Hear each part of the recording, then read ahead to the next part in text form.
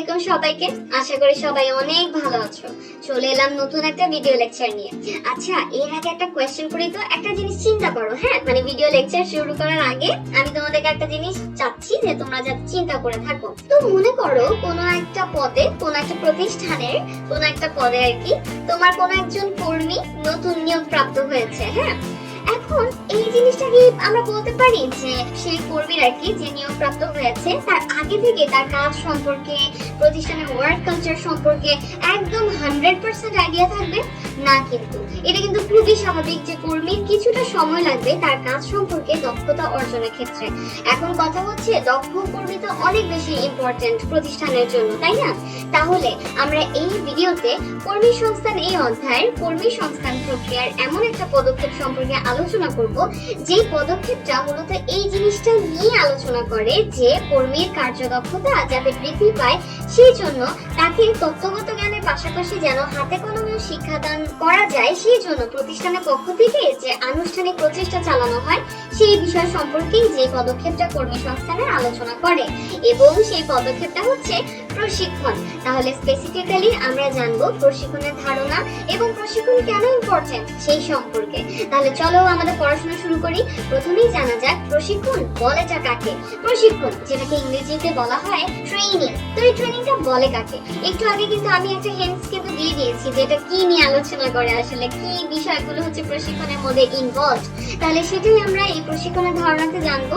তাহলে কর্মীর কার্যদক্ষতা বৃদ্ধির জন্য, অর্থাৎ যেহেতু আমার দক্ষ কর্মী অনেক দরকার যাতে কম খরচে প্রতিষ্ঠানে অধিক উৎপাদন করা যায় বা অধিক কাজ সম্পাদন করা যায়, তো যেখানে কর্মীর কার্যদক্ষতা অনেক বেশি ইম্পর্টেন্ট, তো সেই কর্মীর কার্যদক্ষতা বৃদ্ধির জন্য তত্ত্বগত জ্ঞানের পাশাপাশি মানে থিওরিটিক্যাল নলেজের সাথে সাথে হাতে কলমে বা প্র্যাকটিক্যাল শিক্ষাদানের আনুষ্ঠানিক প্রয়াসকে বলা হয় প্রশিক্ষণ। অর্থাৎ প্রতিষ্ঠানের পক্ষ থেকে ব্যবস্থা গ্রহণ করা হয় যাতে করে কর্মীকে তত্ত্বগত জ্ঞানের পাশাপাশি হাতে কলমেও শিক্ষাদান করা হয়, এবং এর ফলে যাতে করে কর্মী তার কাজের সম্পর্কে অনেক বেশি তথ্য জানতে পারে এবং কাজ সম্পর্কে দক্ষতা যাতে অর্জন করতে পারে।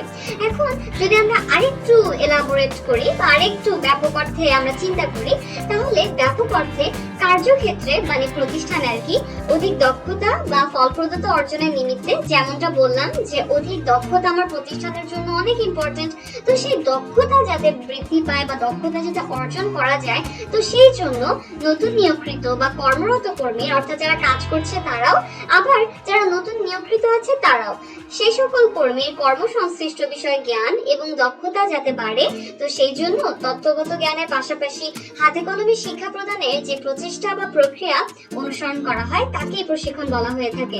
তাহলে আশা করি আমি তোমাদেরকে বোঝাতে পেরেছি যে প্রশিক্ষণ কি কি বিষয় নিয়ে মূলত আলোচনা করে থাকে।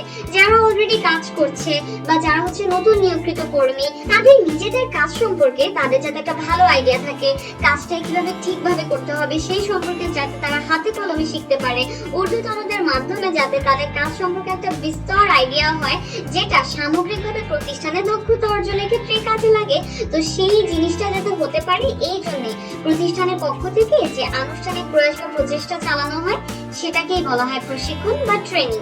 এখন দেখো ট্রেনিং কিন্তু দরকার। আমার কাছে কম্পিউটার আছে, কম্পিউটারে হচ্ছে সবকিছু ইনস্টলও করা আছে যেগুলো দরকার আর কি আমার, তো এই জিনিসটার সাথে সাথে কিন্তু আমার এটাও জানা দরকার বা একটা গাইডলাইন কিন্তু আমার থাকা দরকার যেটার মাধ্যমে আমি জানবো যে কিভাবে কাজটা আমি ঠিকভাবে করতে পারবো। হ্যাঁ, এই কথা সত্যি যে যোগ্যতা বিচার করেই কর্মীকে নিয়োগ করা হয়, কিন্তু নিয়োগকৃত কর্মী যে একদম শুরু থেকেই তার কাজ সম্পর্কে অনেক বেশি জানবে বা সবসময় আপডেটেড থাকবে এই বিষয়টা কিন্তু না হওয়ার সম্ভাবনা থেকেই থাকে প্রতিষ্ঠানে।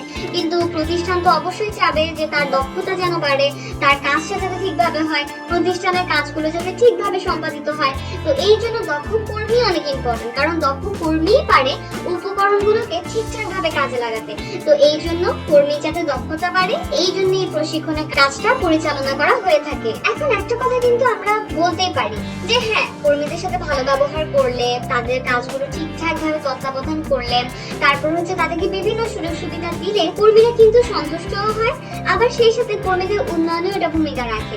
কিন্তু যদি কার্যদক্ষতার কথা বলো বা স্কিলের কথা বলো যে কিভাবে তার স্কিলটা বাড়বে বা দক্ষতাটা বাড়বে, সেই ক্ষেত্রে কিন্তু প্রশিক্ষণের কোনো বিকল্প নেই, কেননা প্রশিক্ষণের মাধ্যমে কিন্তু আনুষ্ঠানিকভাবেই এই প্রচেষ্টা চালানো হয় যাতে কর্মীকে হাতে কলমে তার কাজের ব্যাপারে শিক্ষাদান করা যায়। এবং এর ফলেই কিন্তু ঊর্ধ্বতনদের কাছ থেকে প্রতিষ্ঠানের যারা কর্মীরা আছে, কর্মরত কর্মী বা নতুন নিয়োগকৃত কর্মী, তারা সরাসরি কাজ শেখার সুযোগ পায় এবং এটাই কিন্তু তাদেরকে হেল্প করে কাজ সম্পর্কে দক্ষতা অর্জনের ক্ষেত্রে। তাহলে আমরা যদি একটু দেখি যে প্রশিক্ষণের কি কি বৈশিষ্ট্য আছে, তাহলে কিন্তু আমরা আরেকটু ক্লিয়ার হব এই প্রশিক্ষণ যেটা কর্মী সংস্থান প্রক্রিয়ার একটা গুরুত্বপূর্ণ পদক্ষেপ সেটা সম্পর্কে। তাহলে নিম্নত বৈশিষ্ট্য এখানে দেখা যায় যে প্রশিক্ষণ হলো কর্মীদের দক্ষতা এবং সেই সাথে সামর্থ্য বৃদ্ধির আনুষ্ঠানিক পদ্ধতি। আমি যদি জানি যে একটা মেশিন কিভাবে চালাতে হবে বা আমাকে যে পদে নিয়োগ করা হয়েছে সেই কাজটা কিভাবে করতে হবে, তাহলে কিন্তু ওই কাজটা হাতে কলমে করার মাধ্যমে কিন্তু আমার দক্ষতা আরো বেশি বৃদ্ধি পাবে। তো এই দক্ষতাটা যাতে বেড়ে যায় এবং সামর্থ্য বৃদ্ধির কিন্তু আনুষ্ঠানিক পদ্ধতি কিন্তু এই প্রশিক্ষণ এবং যোগ্যতা বৃদ্ধির সাথে সাথে কর্মীর মানসিক উৎকর্ষতা বিধান এর লক্ষ্য। যেমন যোগ্যতা তো বৃদ্ধি পায় প্রশিক্ষণের মাধ্যমে, সেই সাথে কর্মীরা কিন্তু আরো কনফিডেন্সের সাথে কাজটা করতে পারে। কারণ পরীক্ষার হলে এরকম হয় না, যেমন যদি আমি সব সিলেবাস পড়ে যাই তখন আমার কনফিডেন্সটা অনেক বেড়ে যায় যে না আমি তো পড়েছি, ইনশাআল্লাহ আমি পারবো, এই ধরনের একটা কনফিডেন্স কিন্তু থেকে থাকে। তো তেমনি কর্মী যারা কাজ করছে তাদেরকে যদি প্রশিক্ষণ দেওয়া হয়, তাদেরকে যদি জানানো হয় তাদের কাজ রিলেটেড বিভিন্ন বিষয় সম্পর্কে, তখন কিন্তু তাদের কনফিডেন্সও বেড়ে যায় এবং এভাবে মানসিক উৎকর্ষতা বিধানও কিন্তু এই প্রশিক্ষণের লক্ষ্য। তাদেরকে হাতে কলমে কিন্তু শিক্ষাদান করা হয় তাদের কাজের ব্যাপারে, তো এটা কিন্তু তাদের কনফিডেন্সও বাড়িয়ে দেয়। এবং প্রতিষ্ঠানে যোগ্য কর্মী বাহিনী গঠন এটা অন্যতম উপায়। অবশ্যই আমার প্রতিষ্ঠানে কিভাবে কাজগুলো হয় এটা আমি কর্মীদেরকে শিখিয়ে দিলাম, তাহলে কর্মীরা কিন্তু এটা জেনে নিল, তো তখন কিন্তু তারা যোগ্যতার দিক থেকেও যেরকম এগিয়ে থাকতে পারবে, আবার সেই সাথে কিন্তু তারা সুইফটলি কাজগুলো করে ফেলতে পারবে, দক্ষতার সাথে কাজটা করতে পারবে এবং ওভারঅল কিন্তু যোগ্য কর্মী বাহিনী কিন্তু গঠিত হবে প্রতিষ্ঠানে। তো এই যোগ্য কর্মী বাহিনী গঠনে এটা হচ্ছে একটা অন্যতম উপায় আর কি, প্রশিক্ষণ আর কি অন্যতম উপায়। এবং প্রশিক্ষণ কর্মীদেরকে অধিকতর দায়িত্ব গ্রহণেও সক্ষম করে তোলে। যখন আমার অনেক বেশি স্কিল থাকবে, যখন আমি অনেক ধরনের কাজ পারবো, তখন কিন্তু অধিক দায়িত্ব গ্রহণেও আমি উৎসাহিত হব, কারণ আমি তো এই কাজগুলো সম্পর্কে পারি, আমার জ্ঞান আছে, তো এই জ্ঞানই কিন্তু তখন আমাকে হেল্প করবে যে অধিকত দায়িত্ব গ্রহণের ক্ষেত্রে। তাহলে প্রশিক্ষণ কিন্তু কর্মীদের অধিকত দায়িত্ব গ্রহণে সক্ষম করে তোলে। এখন আমি নিজে একটা কাজ পারি না, তাহলে ওই কাজ বিষয়ে আমি কিভাবে দায়িত্ব গ্রহণ করবো বলো? তাহলে প্রশিক্ষণের মাধ্যমে তো কাজটা শেখানো হয়, তাও আবার একদম হাতে কলমে শেখানো হয়। তাহলে এভাবেই প্রশিক্ষণ কর্মীদের অধিকত দায়িত্ব গ্রহণে সক্ষম করে তোলে। তাহলে বোঝা গেল প্রশিক্ষণের ধারণা সম্পর্কে এবং প্রশিক্ষণের মধ্যে কোন কোন কাজগুলো হচ্ছে ইনভলভ। তাহলে এখন আমরা জানবো প্রশিক্ষণ কেন গুরুত্বপূর্ণ, এই সম্পর্কে একটা ইন ডিটেইলস আলোচনা করবো আর কি। তো প্রশিক্ষণ হলো যারা কাজ করছে তো তাদের কাজগুলো, তাদের দায় দায়িত্বগুলো, তাদের ক্ষমতা, এইগুলো কিভাবে সম্পাদন করা যায়, কি কি টেকনিক অবলম্বন করে তাদের কাজগুলো তারা করতে পারে, তো সেইগুলো তাদেরকে একদম নির্দিষ্ট ভাবে জানানোর একটা প্রচেষ্টা। অর্থাৎ তোমার হচ্ছে এই পদ, তোমার এই পদে এই কাজগুলো ইনভলভ, এই কাজগুলো এভাবে এই টেকনিক অ্যাপ্লাই করে করলে তুমি অনেক তাড়াতাড়ি করে করতে পারবে এবং এই ধরনের বিষয় আদি আর কি প্রশিক্ষণের মাধ্যমে নিশ্চিত করা হয় আর কি, মানে এই জিনিসগুলো জানানো আর কি। এবং মানে কি কি টেকনিক অ্যাপ্লাই করে কর্মীরা কাজটা ভালোভাবে করতে পারবে, তার দায় দায়িত্ব পালন করবে, সেই সম্পর্কে হাতে কলমে প্রশিক্ষণের মাধ্যমে কিন্তু শিক্ষা দেওয়া হয় জ্ঞানের পাশাপাশি। তো যেরকম আমি ভিডিওতে বলেছিলাম ফার্স্টের দিকে যে একজন কর্মী সব কাজ যে নিজে নিজে শিখে যাবে এই জিনিসটা ভাবার কিন্তু কোনো কারণ নেই, কারণ তার কিন্তু হেল্প লাগবে তার কাজগুলো ঠিকভাবে বুঝে ওঠার ক্ষেত্রে। তো এই জন্য প্রতিষ্ঠানের পক্ষ থেকে যখন কাউকে কাজ দেওয়া হবে বা যখন কাউকে দায়িত্ব অর্পণ করা হবে, সেই সাথে কিন্তু তাকে কিন্তু প্রয়োজনীয় প্রশিক্ষণও দিতে হয় সেই কাজগুলো সম্পর্কে, যাতে করে তার ওই কাজের ব্যাপারে কোনো ধরনের প্রবলেম না থাকে, সে যাতে দক্ষতা অর্জন করতে পারে এবং প্রতিষ্ঠানই যাতে আলটিমেটলি এতে করে লাভবান হয়ে থাকে। তো তার মানে কিন্তু বোঝাই যাচ্ছে যে প্রশিক্ষণ কিন্তু ইম্পর্টেন্ট কর্মীকে তার কাজ সম্পর্কে ঠিকভাবে অবহিত করার জন্য। আর কি কি গুরুত্ব আছে প্রশিক্ষণের? তাহলে তার মধ্যে প্রথমেই জানবো দক্ষতা বৃদ্ধি। এখন দেখো একটা প্রতিষ্ঠানের কিন্তু যত সংখ্যক যোগ্য কর্মী থাকে তো সেটার উপর কিন্তু অনেকাংশে ডিপেন্ড করে যে প্রতিষ্ঠান তার লক্ষ্য অর্জন করতে পারবে কি না। আবার এই কথাও সত্য যে সবসময় যে দক্ষতা সম্পন্ন কর্মী প্রতিষ্ঠান সংগ্রহ করবে বা নিয়োগ করবে এই জিনিসটা কিন্তু অলওয়েজ পসিবল হয় না প্রতিষ্ঠানের পক্ষ থেকে। তো এই জন্য নিয়োগের কাজের পরে অথবা কর্মী কাজ করছে কর্মরত অবস্থায় আর কি পর্যায়ক্রমে কিন্তু উচ্চতর প্রশিক্ষণের ব্যবস্থা করাটা ইম্পর্টেন্ট। এর ফলে কি হয়, কর্মীর জ্ঞান বাড়ে, কর্মীর যোগ্যতা বাড়ে, দক্ষতা বাড়ে, তারপরে হচ্ছে তার কাজের ব্যাপারে তার কনফিডেন্স বেড়ে যায়, সে তার কাজ সম্পর্কে একদম ঠিকঠাক ভাবে জানতে পারে এবং আলটিমেটলি কিন্তু তার কাজের প্রতি উৎসাহ বেড়ে যায় এবং এভাবে কার্যক্ষেত্রে উৎসাহেরও কিন্তু সৃষ্টি হয়, অর্থাৎ আলটিমেটলি দক্ষতা বৃদ্ধি। এটা প্রশিক্ষণের অনেক বড় একটা গুরুত্ব হিসেবে বিবেচিত হয়। নেক্সট হচ্ছে কার্যের সাথে পরিচয়করণ। এটা হচ্ছে যে নতুন নিয়োগ প্রাপ্ত হয়েছে প্রতিষ্ঠানে, এই প্রশিক্ষণের মাধ্যমে কিন্তু তাকে তার কাজ বা তার কাজগুলো কিভাবে করবে সে পদ্ধতির সাথে পরিচয় করানো হয় এই প্রশিক্ষণের মাধ্যমে। এর মাধ্যমে কিন্তু সে জানতে পারে যে তার কাজ করার ক্ষেত্রে তার কি কি টেকনিক অ্যাপ্লাই করতে হবে। এবং এছাড়াও আধুনিক যে প্রতিষ্ঠানগুলো আছে সেখানে কিন্তু দেখা যায় যে সময়ের সাথে সাথে প্রতিষ্ঠানে বিভিন্ন ধরনের পরিবর্তন আসে, পদ্ধতিতে, তারপর কাজের রকমে বিভিন্ন ধরনের পরিবর্তন কিন্তু এসে থাকে। তো ওই পরিবর্তনের সাথেও কিন্তু প্রশিক্ষণের মাধ্যমে একজন কর্মীকে খাপ খাইয়ে নিতে সাহায্য করা হয় প্রতিষ্ঠানের পক্ষ থেকে। তাহলে এভাবেই কার্যের সাথে পরিচয়করণ, অর্থাৎ একজন কর্মী তার কাজের সাথে পরিচিত হয়ে উঠবে বা নতুন পরিস্থিতিতে খাপ খাইয়ে নিবে, এই বিষয়টা কিন্তু প্রশিক্ষণের মাধ্যমে করা হয়ে থাকে, যা প্রশিক্ষণের অন্যতম গুরুত্ব হিসেবে বিবেচিত, কার্যের সাথে পরিচয়করণ। নেক্সট হচ্ছে কার্যকরী নির্দেশনা প্রদান। তো প্রতিষ্ঠানে যে সকল কর্মীরা নিযুক্ত রয়েছে তাদেরকে যদি প্রশিক্ষণ প্রদান করা হয় বা ট্রেনিং দেওয়া হয় তখন কিন্তু তাদের জ্ঞানের পরিধি বাড়ে। সিম্পল, যেমন আমাকে কম্পিউটার সম্পর্কে যদি ট্রেনিং দেওয়া হয় তখন আমি জানবো না ওই কম্পিউটারে যে বিষয় সম্পর্কে ট্রেনিং দেওয়া হচ্ছে, তো ওই বিষয়ে আমার জ্ঞান বাড়বে না, তো জ্ঞানের পরিধি কিন্তু বাড়ে। আবার ঊর্ধ্বতনদের সান্নিধ্যে এসে বা ঊর্ধ্বতনরা যেহেতু প্রশিক্ষণ প্রদান করে, তো তাদের সরাসরি তত্ত্বাবধানে কিন্তু কর্মীরা অনেক কিছু শিখতে পারে এবং এর ফলেও কিন্তু কর্মীদের পক্ষে পসিবল হয় এই যে নির্দেশনাগুলো বুঝতে পারা এবং নির্দেশনাগুলো বাস্তবায়ন করা। কিন্তু যে সকল কর্মীকে প্রশিক্ষণ প্রদান করা হয় না তাদের পক্ষে কিন্তু নির্দেশনা এবং সেই সাথে কাজ করার যে টেকনিক সেগুলো বোঝা পসিবল হয় না, বাস্তবায়ন করাও কিন্তু পসিবল হয় না। তো এই যে কার্যকরী নির্দেশনা প্রদান করা, এটা প্রশিক্ষণের অন্যতম গুরুত্ব, যার মাধ্যমে কর্মী বিভিন্ন ধরনের টেকনিক জানতে পারে, যার মাধ্যমে সে তার কাজগুলো দক্ষতার সাথে করতে পারবে এবং সেগুলো বাস্তবায়নেও সে সচেষ্ট হয়। নেক্সট গুরুত্ব হচ্ছে পরোক্ষ ব্যয় হ্রাস। এটা হচ্ছে কর্মীদেরকে প্রশিক্ষণ প্রদানের মাধ্যমে কিন্তু কার্যক্ষেত্রে তাদের দক্ষতা বাড়ে, তারা স্কিলের দিক থেকে এগিয়ে থাকে। আর জনশক্তির মান যদি বৃদ্ধি পায়, যদি জনশক্তি দক্ষ হয়ে ওঠে, তখন কিন্তু দেখা যায় যে প্রতিষ্ঠানের যে উপায় উপকরণগুলো আছে সেগুলো কিন্তু ঠিকভাবে ব্যবহার করা পসিবল হয় এবং স্বাভাবিকভাবে তখন কিন্তু ব্যয় হ্রাস পায়, সময়ের ব্যয় হ্রাস পায়, আবার সেই সাথে কাঁচামালও কিন্তু সাশ্রয় হয়। একজন দক্ষ কর্মী কিন্তু কম কাঁচামাল ব্যবহার করে অধিক উৎপাদনে সক্ষম হতে পারবে, কিন্তু একজন অদক্ষ কর্মী কিন্তু সেটা পারবে না, তার কিন্তু অনেক বেশি কাঁচামাল দরকার পড়বে এবং তার তুলনায় আউটপুটটা হবে অনেক কম। তো এই জন্যই দক্ষ জনশক্তি অনেক ইম্পর্টেন্ট এবং এই দক্ষ জনশক্তি গড়ে তোলা হয় প্রশিক্ষণের মাধ্যমে, যা আলটিমেটলি সময় এবং কাঁচামাল উভয়ের অপচয় কিন্তু রোধ করে। এবং প্রশিক্ষণ না প্রদান করলে ঠিক এর অপোজিটটা হয়, অর্থাৎ ব্যয় বেড়ে যায়। যেহেতু অদক্ষ কর্মীরা, যেমন একটু আগে যেরকম এক্সাম্পল দিলাম যে অদক্ষ কর্মী যদি থেকে থাকে তাহলে কিন্তু প্রতিষ্ঠানের নানান ধরনের অপচয় কিন্তু বৃদ্ধি পায়। নেক্সট হচ্ছে নবতর চিন্তা চেতনার উন্নয়ন।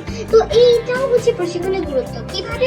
প্রশিক্ষণ কর্মসূচির মাধ্যমে কিন্তু কর্মীদেরকে একদম আপডেটেড যে থিওরি বা আপডেটেড যে তথ্য সেটা সম্পর্কে কিন্তু জানানো হয় এবং এই ট্রেনিং এর মাধ্যমে কিন্তু প্রতিষ্ঠানে যারা কাজ করছে তারা প্রতিষ্ঠানের সুযোগ সুবিধা এবং বিভিন্ন বিষয় সম্পর্কে কিন্তু এই ট্রেনিং এর মাধ্যমেই তারা জানতে পারে এবং সেই সাথে এই রিলেটেড ডিসকাশনেও তারা অংশগ্রহণ করতে পারে। এতে করে তাদের চিন্তা চেতনারও কিন্তু উন্নয়ন হয়, যেহেতু তাদের কাছে আপডেটেড তথ্য থাকে।